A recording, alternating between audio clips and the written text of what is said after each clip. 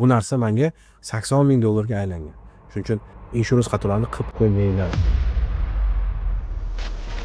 FMCSA violation juda muhim. Aynan o'sha MC ni tozalab turish kerak. O'zingiz ishlab turgan MC ni violationlarni data queue qilib, tozalab, kerak bo'lsa bitta zapas MC olib, o'sha MC ga o'tkazib, ownerlarning muammosini, ownerlarning violation ownerning o'zini LLC'siga yoki MC'siga o'tkazish harakatini qilaylik hammamiz.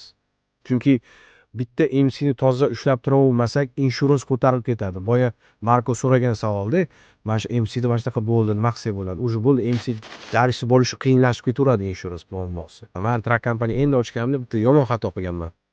Sheriklarimiz ishlayotganda o'zimda safety ishlaydigan qizim noto'g'ri dokumentatsiya taqdim qilgani uchun страховкада bo'lgan narsa страховкада emas deb hisoblashgan. Chunki noto'g'ri datalar ko'rsatilgan reportda. Bo'ldi, bu aytilgan, yo bu oddiy grammatikal xato, uzr desa ham yo'q degan. Bu narsa menga 80 ming dollarga aylangan. Shuning uchun insurans xatolarini qilib qo'ymanglar.